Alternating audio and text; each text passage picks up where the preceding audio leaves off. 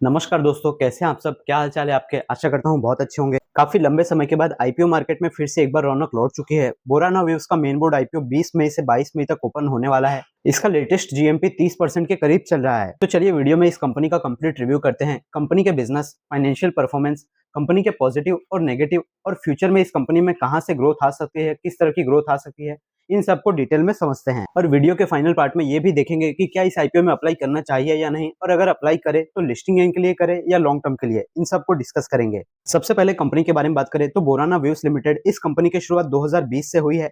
और ये company अनब्लीच synthetic grey fabric, यानी जो ग्रे का कपड़ा होता है, वो मैन्युफैक्चरिंग करती है। इसका मतलब ये है कि कपड़े बनाने के लिए जो रॉ मटेरियल होता है, जो ग्रे फैब्रिक होता है, जिसके ऊपर बाद में डाइंग की जाती है, उसको ब्लीच करके उस पर प्रिंटिंग वगैरह की जाती है, उसका जो रॉ मटेरियल होता है यानी ग्रे कपड़ा, वो ये कंपनी प्रोड्यूस करती है, मैन्युफैक्चरिंग करती है।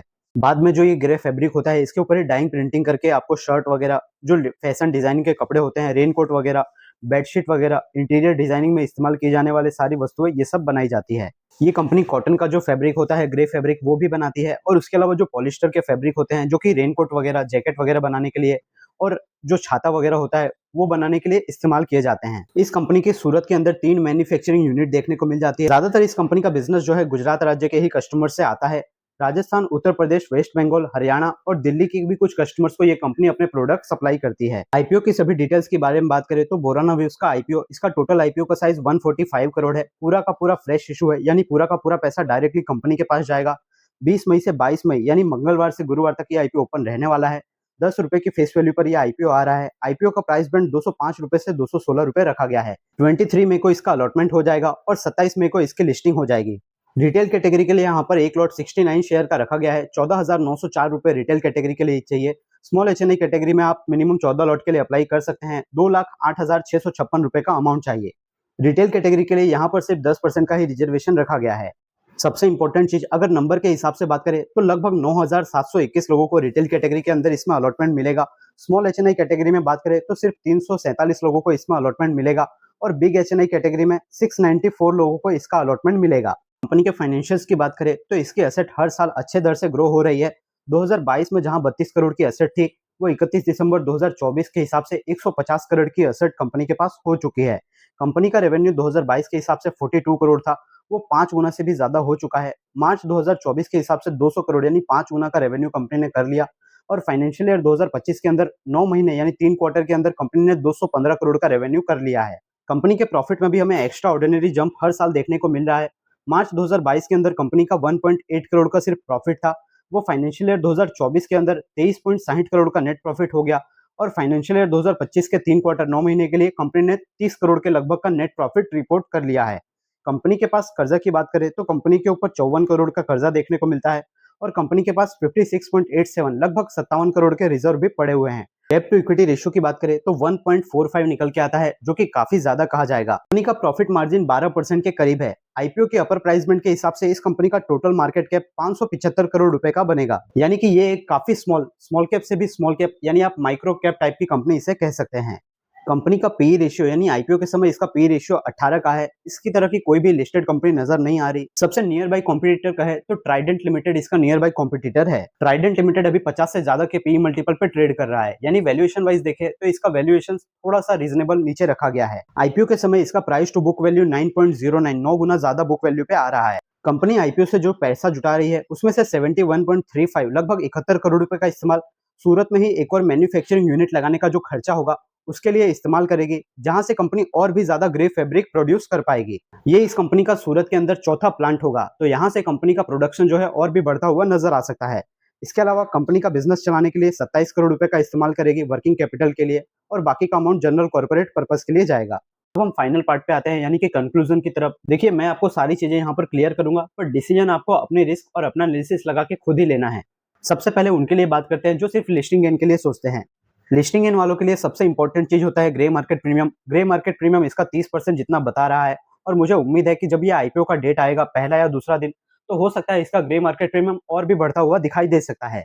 आप यहाँ पर यह ध्यान रखिए कि ये ग्रे मार्केट प्रीमियम सिर्फ एक अंदाजा होता है। 100% कभी भी आपको इसके पूरे भरोसे नहीं रहना चाहिए। और दूसरा पॉइंट निकल के आता है कि इस आईपीओ में सब्सक्रिप्शन कितना हो रहा है, तो उसका फिगर तो तभी पता चलेगा जब इसका पहला दूसरा दिन अनाउंस होगा। आप चिंता मत कीजिए, वो सारी डिटेल मैं आप तक लाता रहूंगा। तो दोनों ही पैरामीटर पे ये आईपीओ हमें अच्छा दिखाई दे रहा है। पर एक चीज आप ध्यान रखिए कि रिटेल कैटेगरी में सिर्फ 9,721 लोगों को, यानी लगभग 10 से 11,000 लोगों को ही टोटल इसमें अलॉटमेंट मिलने वाला है। यानी कि इसमें अलॉटमेंट मिलना काफी ज्यादा टफ होने वाला है। जबकि इसके साथ ही एक और आईपीओ बेल लाइस इंडस्ट्रीज का आईपीओ क्लैश होने वाला है। वो आईपीओ 21 से 23 मई तक ओपन रहेगा। उसका रिव्यू का वीडियो भी हमारे चैनल पे है। उसमें हमने बताया हुआ है कि लगभग उसमें 5 लाख लोगों को रिटेल कैटेगरी के अंदर अलॉटमेंट मिलने वाला है। तो भले वहां पर ग्रे मार्केट प्रीमियम थोड़ा सा 5-10% नीचे चल रहा हो, पर आपको वहां पर अलॉटमेंट मिलने का चांसेस उस आईपीओ के अंदर काफी ज्यादा है। तो बेल लाइस इंडस्ट्रीज उसके आईपीओ के वीडियो को आप ऊपर क्लिक करके या फिर हमारे चैनल पे जाके जरूर देखिएगा। पर्सनली मुझे ऐसा लगता है कि बोराना वेव्स इस आईपीओ के अंदर सिर्फ ब्लॉक और अनब्लॉक का गेम ही होने वाला है। पैसे ब्लॉक होंगे, अनब्लॉक हो जाएंगे, अलॉटमेंट तो मिलेगा नहीं।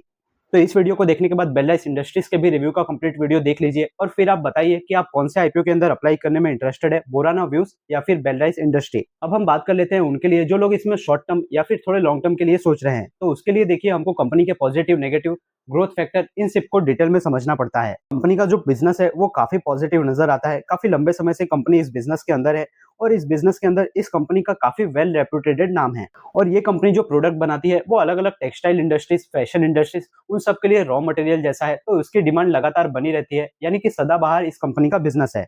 दूसरी अच्छी चीज यहाँ पर यह निकल के आ रही है कि कंपनी का जो फाइनेंशियल है उसके अंदर हमें बहुत ही अच्छा शानदार ग्रोथ देखने को मिल रहा है। और ये कंपनी जो है अलग अलग इंडस्ट्री के लिए प्रोडक्ट बनाती है। Fashion industry, traditional textile, home decor और इंटीरियर डिजाइनिंग, इन सभी सेक्टर से रिलेटेड कंपनी प्रोडक्ट बनाती है। तो अगर कोई एक बिजनेस स्लो चल रहा है तो दूसरे बिजनेस में डिमांड बनी रहती है। यानी कि इसका बिजनेस कंटिन्यूअसली रेगुलरली डिमांड बनी रहती है। और कंपनी आईपीओ के पैसे का इस्तेमाल अपनी मैन्युफैक्चरिंग यूनिट, चौथी मैन्युफैक्चरिंग यूनिट सूरत के अंदर खोलने वाली है। तो वहां से कंपनी का बिजनेस और भी बढ़ता हुआ नजर आएगा। इसके साथ ही फैशन इंडस्ट्री, टेक्सटाइल और कपड़ा इंडस्ट्री, इन सब के अंदर इंटरनेशनली मार्केट से भी बहुत ज्यादा डिमांड अभी देखने को मिल रही है। तो वहां से भी कंपनी का बिजनेस बढ़ता हुआ दिखाई दे सकता है। कुछ अगर नेगेटिव पॉइंट की बात करें तो नेगेटिव पॉइंट कोई खास तो दिखाई नहीं दे रहे, पर हल्के फुल्के 2-3 पॉइंट है, उसको समझ लेना जरूरी है। इस कंपनी का ज्यादातर जो बिजनेस है, इसके ज्यादातर जो क्लाइंट है वो गुजरात राज्य के ही क्लाइंट है। यानी कि गुजरात के अंदर से इस कंपनी का ज्यादातर बिजनेस आता है। और इस कंपनी को जो कॉन्ट्रैक्ट मिलते हैं वो काफी लॉन्ग टर्म के कॉन्ट्रैक्ट नहीं होते हैं। ज्यादातर इस कंपनी का जो बिजनेस है रिपीटेटिव क्लाइंट से ज्यादातर इस कंपनी का बिजनेस होता है। यानी कि कंपनी एक ऑर्डर को कंप्लीट करती है, दूसरा ऑर्डर इसको वापस मिल जाता है। तो इस तरह से कंपनी का कामकाज चलता है। लॉन्ग टर्म का कोई कॉन्ट्रैक्ट कंपनी के पास नहीं होता। दूसरा एक पॉइंट निकल के आता है कि कंपनी के ऊपर काफी ज्यादा कर्जा देखने को मिलता है। 1.45 का डेट टू इक्विटी रेशियो है, जो कि काफी ज्यादा है। और आईपीओ लाने के बाद भी कंपनी एक भी रुपए का इस्तेमाल अपने कर्जे को कम करने के लिए नहीं कर रही है। तो कर्जा इस कंपनी के लिए सबसे ज्यादा चिंता का विषय रहेगा। इस कंपनी का जिस हिसाब से साइज है, कंपनी चाहती तो अगर और भी थोड़ा सस्ता वैल्यूएशन रखती तो वो काफी अट्रैक्टिव होता। हालांकि अभी जो आईपीओ आ रहा है ये भी कोई ज्यादा महंगा नहीं है। तो ये सारे कुछ पॉजिटिव और नेगेटिव है। बाकी आप भी जानते हैं, मैं भी जानता हूँ कि फाइनल खेल तो इसका सब कुछ ग्रे मार्केट प्रीमियम के हिसाब से ही होने वाला है। तो इन सारे पॉजिटिव और नेगेटिव पॉइंट को देखते हुए आपका इस आईपीओ के अंदर क्या डिसीजन होने वाला है? आप इसमें लिस्टिंग गेन के लिए अप्लाई करेंगे या लॉन्ग टर्म, शॉर्ट टर्म के लिए? आप कमेंट सेक्शन में जरूर बताइए। अगर आपको हमारे द्वारा दी गई सारी जानकारी एकदम क्लियरली समझ में आई है, वीडियो इन्फॉर्मेटिव लगा है, तो वीडियो को एक लाइक जरूर कीजिए। इससे हमें बहुत मोटिवेशन मिलता है। और एक बार चैनल पे अवेलेबल आप बेल लाइस इंडस्ट्रीज के आईपीओ के रिव्यू का भी वीडियो जरूर देखिएगा, क्योंकि उस आईपीओ के अंदर आपको अलॉटमेंट बिल्कुल आसानी से मिल सकता है। अगर आप वीडियो में यहाँ तक आ गए हैं तो हमारे इस चैनल एसएसएमएन श्री स्टॉक मार्केट को सब्सक्राइब करके बेल आइकन को प्रेस करके रख लीजिए, क्योंकि हमारे चैनल पे आपको सभी मेन बोर्ड आईपीओ के रिव्यू, एसएमई आईपीओ के रिव्यू, अपकमिंग आईपीओ से जुड़ी सारी जानकारी और एक एक शेयर का कंप्लीट फंडामेंटल और टेक्निकल एनालिसिस देखने को मिल जाता है। जिससे अगर आप उस शेयर के अंदर कुछ डिसीजन लेना चाहते हैं, बाई, सेल या होल्ड का, तो उसके अंदर आपकी बहुत ज्यादा हेल्प हो जाती है। बाकी एक और main board IPO scholars Bangalore यानी होटल लीला, ये आईपीओ भी मई के महीने में ही ओपन हो सकता है। इसके भी रिव्यू का आपको वीडियो देखने को मिल जाएगा। मैं जानता हूं आपने बहुत सारे व्हाट्सएप और टेलीग्राम ग्रुप को ज्वाइन किया होगा, पर आप एक बार, सिर्फ एक बार हमारे टेलीग्राम चैनल को एक बार ज्वाइन करके देखिए। वहां पर हम सारी वैल्यूएबल चीजें, स्टॉक से रिलेटेड कोई न्यूज आ रही है पॉजिटिव या नेगेटिव, सबसे पहले वहां पर शेयर करते हैं, जिससे प्रैक्टिकली आपको बहुत ज्यादा हेल्प होगा। इसके अलावा IPO market, grey market premium, main board और एसएमई आईपीओ, सारे ही आईपीओ की कोई भी अपडेट अगर निकल के आती है तो सबसे पहले हम वहां पर शेयर करते हैं। आप एक बार खुद चेकआउट कीजिए, एक बार सिर्फ देख लीजिए, थोड़ा सा हिस्ट्री वगैरह, हमारे मैसेजेस वगैरह वहां पर देख लीजिए। आपको प्रैक्टिकली वहां से बहुत ज्यादा हेल्प हो जाएगा।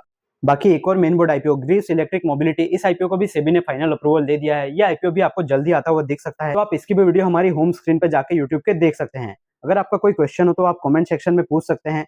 मैं मिलता हूं आपसे नेक्स्ट वीडियो में, तब तक के लिए याद रखिए, the more you learn the more you earn. Thank you.